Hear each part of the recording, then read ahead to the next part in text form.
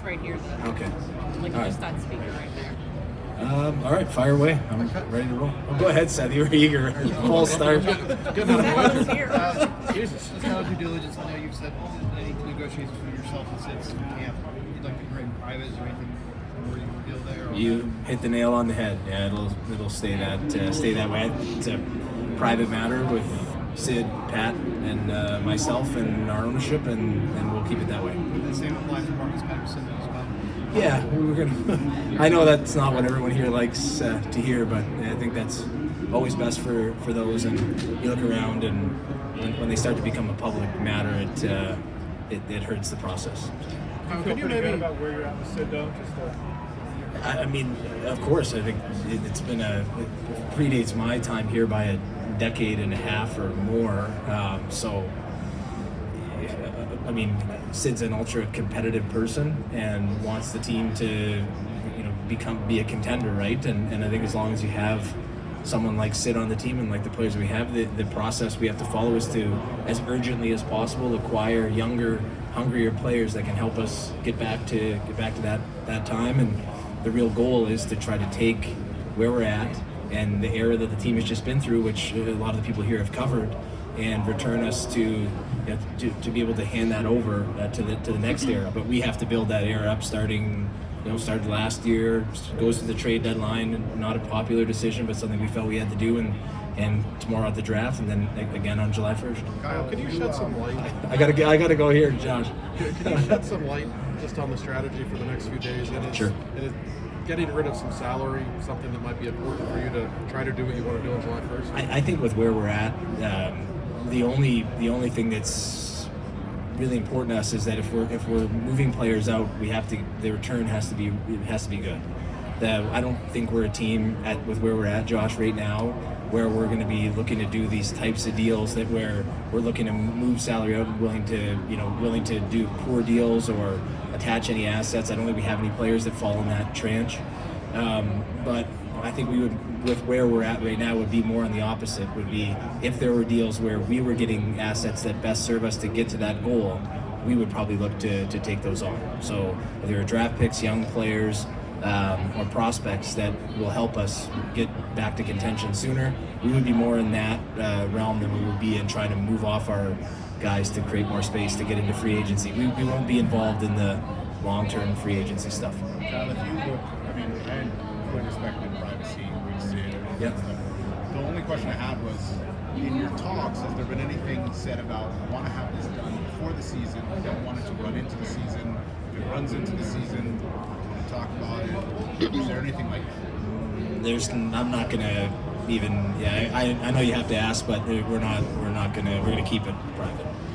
Kyle, you previously mentioned that you're having talks with PO. Are there any other of your pending free agents that you're talking to, looking to resign? Yeah, Vuki has continued to talk to PO's representative. I think the defense market of those that type of free agent has been quite interesting. A lot of the players are not getting qualified. There's an arbitration element to it that is important to us and cap space. So you're trying to measure the players that aren't going to be qualified, the other players that are going to get to free agency, to see, if you go down that path, what is that cap space? What type of player do we have?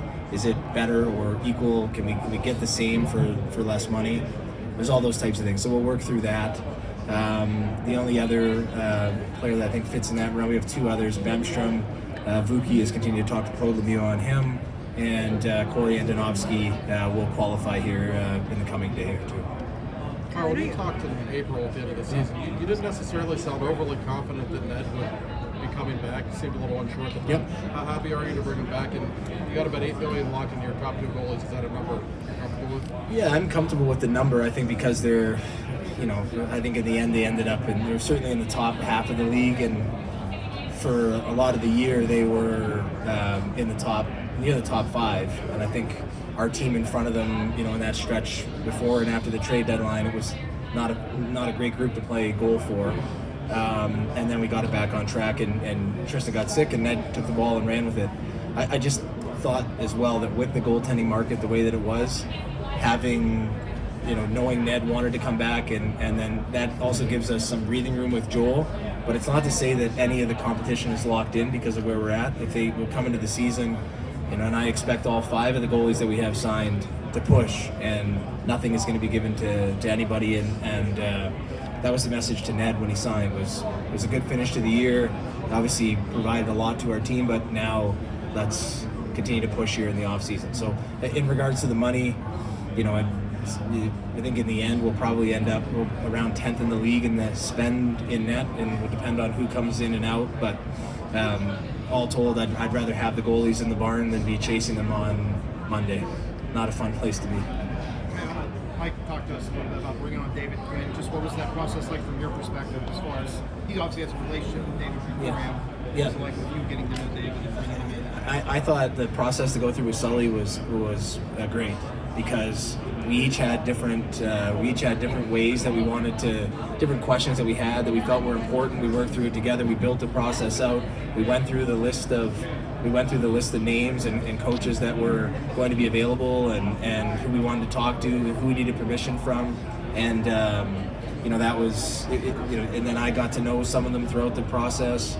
Once we kind of whittled it down, but the key thing for me with Quinny was that he, it was very clear to me that he's very much his own person, and he's going to be, because of the relationship. I think the positive is he's been disagreeing and pushing back on Sully, and they've been challenging each other for a long time.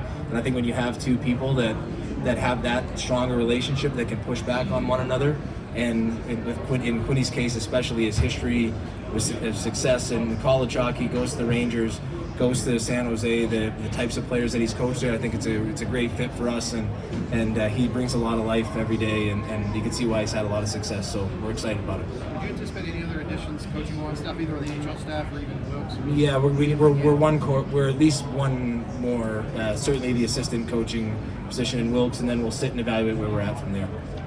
Yeah. I know you already spoke about Chrissy being inducted into the Hall of Fame in the press release, but I just wanted to ask, what it's like working with her. I know you probably don't deal with each other that much on a day-to-day basis, but just what an asset she's been to the staff and your. It was a really cool. It was a really cool moment, because at one of the breaks she came to me that she needed to speak to me, and I could tell. Usually she said, "I'm sorry, I need to tell you something. My phone's been ringing the whole morning," and she's like, "I'm sorry, my heart was beating really fast." And I when you start to hear that, you start to think that something's gone wrong at home, and she said, I just got the call that I'm getting inducted into the Hall of Fame. It's being announced at 3. Is it okay if I miss some of the meeting to go into the media?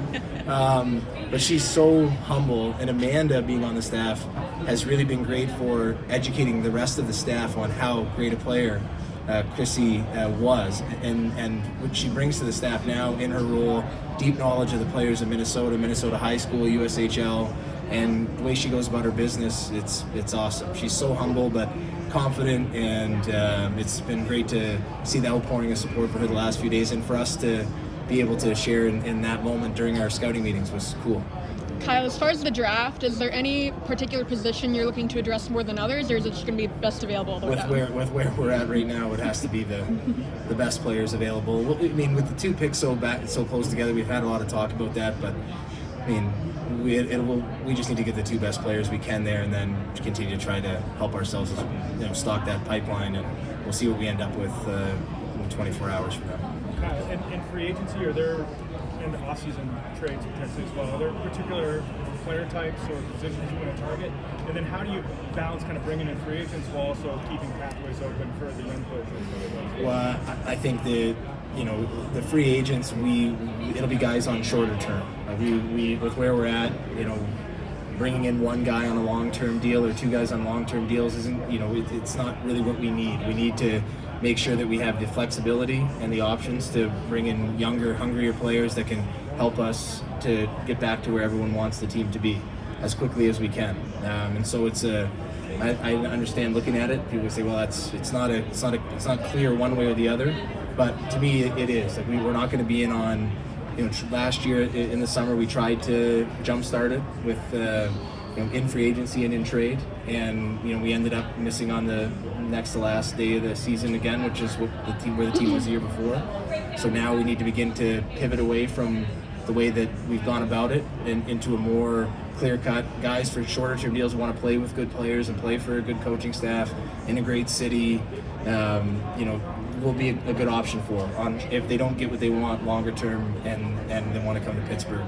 And that would be really at all positions, aside from in net. We won't be active there. We'll be active in all the other facets to try to help the team and remain flexible. And that's the way we'll go about it.